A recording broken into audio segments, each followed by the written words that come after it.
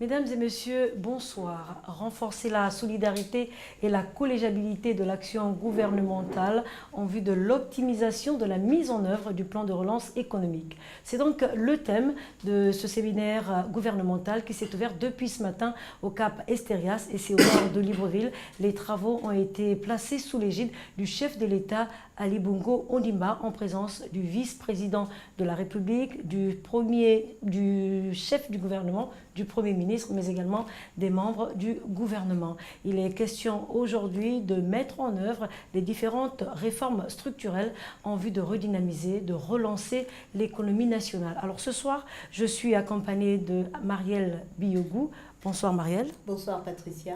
Alors l'invité de ce soir est donc Monsieur Régis Imongo, ministre de l'économie. Bonsoir Monsieur le ministre. Bonsoir Madame. Alors depuis ce matin, nous le disions, vous prenez part donc aux travaux du séminaire gouvernemental, les travaux qui ont été officiellement lancés par le président Ali Bongo Ondimba. Alors c'est peut-être le 5e séminaire également gouvernemental. C'est un de plus, Monsieur le ministre? Non, ce n'est pas une de plus. Ce séminaire vise à renforcer la cohésion gouvernementale et surtout permettre que le gouvernement puisse s'approprier les différents outils nécessaires pour la mise en œuvre réussie du plan de relance de l'économie. Vous savez, il y a un nouveau gouvernement, il était nécessaire que les nouveaux membres du gouvernement puissent être édifiés dans le cadre du plan de relance de l'économie. Et la volonté que le chef de l'État a, et l'instruction a été donnée clairement au premier chef du gouvernement, c'est d'accélérer la mise en œuvre réussie de ce plan de relance de l'économie. Élément indispensable pour sortir le Gabon d'une situation difficile, situation que connaissent les différents pays d'Afrique subsaharienne exportateurs de ressources naturelles. Ce plan de relance de l'économie qui a été bâti depuis l'année dernière, qui a reçu l'imprimature, qui a reçu le soutien des institutions multilatérales, vise absolument à sortir le Gabon, à accélérer la mutation de l'économie gabonaise, à sortir le Gabon d'une morosité en matière de croissance, d'accélérer cette mutation à travers une meilleure implication des différents départements ministériels visant à pouvoir utiliser davantage les secteurs porteurs de croissance. Ce plan de relance de l'économie vise aussi à renforcer la stabilité budgétaire. Donc, il faudrait renforcer la viabilité des finances publiques à travers une meilleure maîtrise de la dépense publique, à travers une meilleure optimisation des recettes non pétrolières. Tout cela dans un cadre d'environnement des affaires assaini, dans le cadre d'un climat d'affaires qui est attractif, qui permet plutôt de booster l'investissement privé national et attirer aussi davantage les investissements privés extérieurs. Donc tout cela constitue des éléments indispensables pour la mise en œuvre réussie de la mutation de l'économie. Il était essentiel que nous puissions discuter de ça pour que les différents ministres, les différents membres du gouvernement puissent savoir exactement quel est le calendrier qui a été arrêté, quelle est la feuille de route arrêtée par le premier chef du gouvernement pour la mise en œuvre des différents actes en relation avec le PRE. Alors, ce sont là les grands défis de l'heure, Monsieur le ministre. Alors, quels sont les secteurs principaux qui pourraient être concernés par ce plan de relance économique? Vous savez, le plan de relance économique, d'abord, je précise, il vise à assurer la mutation de notre économie. Il faut la diversifier davantage. Il faut sortir la tutelle du secteur pétrolier sur l'économie gabonaise. C'est vrai que l'économie gabonaise, aujourd'hui, la part du secteur pétrolier dans le PIB est plus réduite, c'est moins de 30%. Mais quand on voit encore l'importance du secteur pétrolier en matière de recettes d'exportation, 85% c'est essentiel. C'est plutôt considérable. Il faudrait que nous puissions produire d'autres biens marchands afin de pouvoir assurer une meilleure insertion du Gabon au niveau du commerce international. C'est pour cela que les différents secteurs ont été choisis pour porter cette mutation structurelle de l'économie. Le secteur minier, avec plus de processing, plus de transformation. C'est l'illustration aujourd'hui du complexe métallique du Manda qui produit du silico-manganèse, 65 000 tonnes de prévues. Et quand le complexe sera atteindra sa vitesse de croisière, 20 000 tonnes de manganèse métal, tout cela afin de pouvoir renforcer absolument, du moins, l'implication intérieure dans la création de la richesse. C'est le cas des secteurs comme le secteur de l'agriculture et de l'agro-industrie. C'est vrai qu'il y a des programmes qui visent à assurer la sécurité alimentaire, mais nous avons des grands programmes aujourd'hui dans le domaine de l'agro-industrie, avec les plantations d'huile de palme, avec l'EVA, tout cela pour permettre que nous puissions avoir d'autres canaux qui apportent en fait donc une certaine dynamique au niveau de la croissance de l'économie gabonaise. C'est le cas du secteur bois. Vous savez, depuis 2010, c'est quand le chef de l'État a pris la mesure d'arrêter les exportations de bois en grume, on a observé une mutation. Il y a eu la création de petites unités industrielles, des grandes unités industrielles aussi, mais elles sont focalisées sur la première transformation. Nous voulons aller au-delà. Il faut aller vers la deuxième, la troisième, même la quatrième. Parce que plus on monte dans la chaîne de valeur, plus on capte davantage de valeur ajoutée. Donc ce sont des éléments essentiels. Je citerai la pêche, je citerai le tourisme, je citerai des secteurs tertiaires comme le secteur de nouvelles technologies de l'information où le Gabon a un avantage comparatif. Donc il faudrait que nous puissions utiliser cela pour arriver à sortir de cette tutelle du secteur pétrolier sur l'économie. Et ce qui se fait déjà, c'est une bonne chose. On a observé une meilleure résilience de l'économie gabonaise à travers les chocs, mais la situation est difficile. Il faudrait prendre des mesures courageuses et accélérer absolument à travers des réformes structurelles vertueuses et audacieuses. Alors, Monsieur le Ministre, vous citez pas mal de secteurs, mais on aimerait savoir comment, pour ce plan de relance économique où il s'agit quand même de maîtriser la dépense, comment on va arriver à maîtriser la dépense en maintenant la croissance du pays? Vous savez, d'abord, la défense, et là je voudrais citer le président de l'Assemblée nationale, qui disait qu'il faudrait faire mieux avec peu. Nous avons subi un choc brutal au niveau de l'économie. Nous connaissons une détérioration des thèmes d'échange, principalement à cause de l'effondrement des cours du pétrole. Donc, les ressources ont eu à s'amenuire. Il faudrait que nous puissions utiliser de manière efficiente et efficace ces ressources. Le budget d'investissement, il faut continuer à investir, mais en ciblant les secteurs prioritaires. Les secteurs qui permettent de renforcer cette mutation de l'économie. Dans le domaine infrastructurel, à la fois routier, énergétique, portuaire, ferroviaire, dans l'éducation, dans l'énergie, c'est tout cela. Dans le secteur de la santé, l'État va continuer à faire des efforts. Mais en dehors des efforts de l'État, nous voulons recourir au secteur privé. Il faut qu'on utilise des financements innovants contre des partenaires publics-privés. Par exemple, le nouveau port de Libreville, il a été conçu dans le cadre d'un partenariat public-privé. Ce n'est pas l'État qui l'a construit. Mais ces stratégies, nous allons l'élargir sur d'autres secteurs.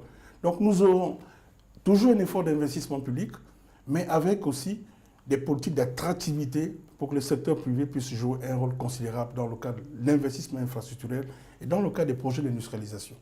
Mais en dehors de cela, ça c'est le volet investissement. Mais la dépense, il y a des dépenses qu'il faudrait absolument revoir à la baisse. Il faudrait mieux contrôler l'évolution de la masse salariale. Il faudrait réduire les charges courantes de fonctionnement. Ça c'est essentiel. Mais du côté des ressources, il faudrait optimiser les recettes non pétrolières.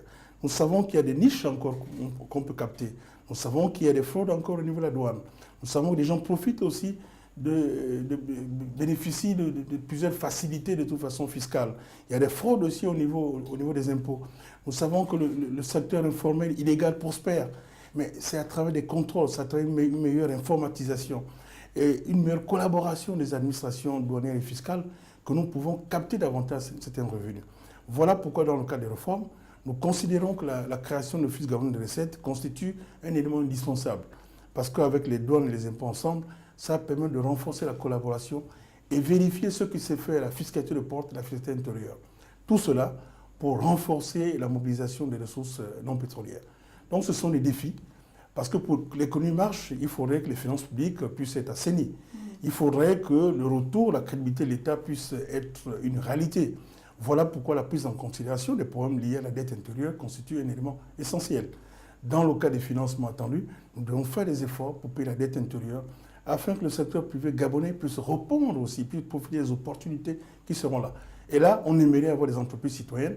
Quand l'État paye, elles investissent, mais n'exportent pas du moins les revenus obtenus de l'État vers d'autres destinations. Il faudrait plutôt qu'il puisse avoir un recyclage de ces revenus pour permettre le renforcement accéléré de l'investissement privé. On va donc, Monsieur le Ministre, peut-être vers une meilleure gouvernance de la vie publique au niveau du Gabon. Vous savez, la gouvernance est un élément essentiel. Cette gouvernance doit être continue. Vous avez sur le chef de l'État. Il faudrait que nous puissions la renforcer, la gouvernance. Au niveau des membres du gouvernement, au niveau des administrations. Si la gouvernance, la bonne gouvernance a été choisie comme un fondement du PGE, c'est essentiel que dans le cas du PRE, nous puissions reprendre cela. Parce que le PRE, c'est une déclinaison accélérée du PSGE. Parce qu'on a constaté qu'il y a une certaine morosité de la croissance, il y a un essoufflement qui était lié à ces problèmes qui sont connus, que tous les autres pays aussi ont connus. Il fallait absolument que nous puissions donner un peu plus d'oxygène à l'économie à partir de certaines réformes structurelles ambitieuses. Et nous pensons que ce qui se fait aujourd'hui avec une meilleure implication des départements ministériels, parce que les départements ministériels, chaque département a sa stratégie sectorielle. Et donc nous prenons cela en considération dans le cadre d'un cadrage macroéconomique général. Alors, Monsieur le ministre, ce sont là des réformes innovantes. Est-ce qu'il y a des garde-fous qui ont été mis en place justement pour pouvoir suivre ou évaluer les différentes actions du gouvernement? Les garde-fous sont essentiels, vous avez raison, c'est une question tout à fait juste. Les garde-fous, d'abord, pour commencer, il faudrait que nous puissions prendre en considération les aspects de capital humain, de formation, pour que ce programme puisse être une réussite. Parce que nous ne pouvons pas, du moins, nous industrialiser si la main-d'œuvre n'est pas au rendez-vous, si la main-d'œuvre qualifiée n'est pas au rendez-vous. Un garde-fou essentiel, c'est d'avoir un reporting, un monitoring, un contrôle permanent de l'action gouvernementale. Et c'est dans ce sens que le chef de l'État a décidé que chaque mois, il y aura un examen de ce qui sera fait par les ministres dans le cadre de la mise en œuvre du PRE. Une évaluation. Une évaluation, et sera faite. On est pour l'évaluation. Ça permet par trimestre d'avoir une évaluation. Et ça permet aussi que les ministres puissent évaluer leurs administrations. Parce que nous avons besoin des administrations assez efficaces, assez compétitives, parce que nous avons des objectifs. Et c'est ensemble que nous pouvons réussir. Je précise que le PRE, c'est une stratégie holistique. Donc il est clair que c'est un ensemble. Il faudrait que nous puissions atteindre cet objectif avec une meilleure implication des administrations, mais surtout un contrôle. Un contrôle, donc l'évaluation, c'est un élément essentiel. L'appropriation, la vulgarisation, à la fois l'évaluation de nos chefs, du premier chef du gouvernement, du chef de l'État, mais aussi l'évaluation des parlementaires, l'évaluation des populations. Voilà pourquoi ce serait souhaitable que la société civile puisse être impliquée dans le cadre des mécanismes d'évaluation concernant la mise en œuvre du PRE. Et c'est bien de parler de la société civile parce qu'on allait vous poser peut-être une dernière question sur le climat social. Comment comptez-vous travailler en collaboration avec les partenaires sociaux? Vous avez là évoqué un problème essentiel dans le cadre de la mise en œuvre du PRE. Parce que, vous savez, l'investisseur, il aime évoluer dans un cadre apaisé plutôt, assaini, donc un cadre assaini socialement, assaini politiquement, un cadre apaisé. Et la grève, ok, c'est un droit qui est donné aux travailleurs, mais il faudrait que ça puisse se faire en tenant compte aussi de ce que nous recherchons. Nous sommes dans une situation très difficile, donc à un moment, il faudrait savoir faire des sacrifices. C'est pour cela que dans le cadre du dialogue qui s'est tenu récemment à Gongé, nous avons évoqué majorité opposition qui était présente, et même ce civil, l'obtention, mais plutôt la recherche de la mise en œuvre d'une trêve sociale sur une période, afin de donner toutes les chances à ce que le PRE puisse être appliqué de manière réussie. Ça passe donc par la prise en considération de certains aspects.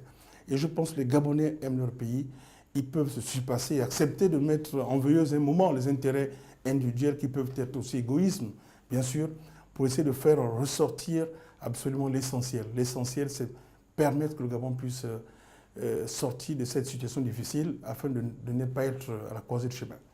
Alors, Monsieur le ministre, peut-être une dernière question avant de nous séparer. Alors, aujourd'hui, il est question que les différents membres du gouvernement harmonisent justement pour arriver à un plan de relance économique assez adéquat pour sortir de la pauvreté, s'il faut le dire, le Gabon et relancer l'économie. Alors, en tant que ministre de l'économie, c'est peut-être une lueur d'espoir pour les populations. Qu'est-ce que vous avez à dire à l'endroit des populations gabonaises? Mais à dire aux populations gabonaises que la situation est difficile. Nous ne pouvons pas masquer, cacher cela. Elle est difficile. Le Gabon subit un choc brutal depuis 2014.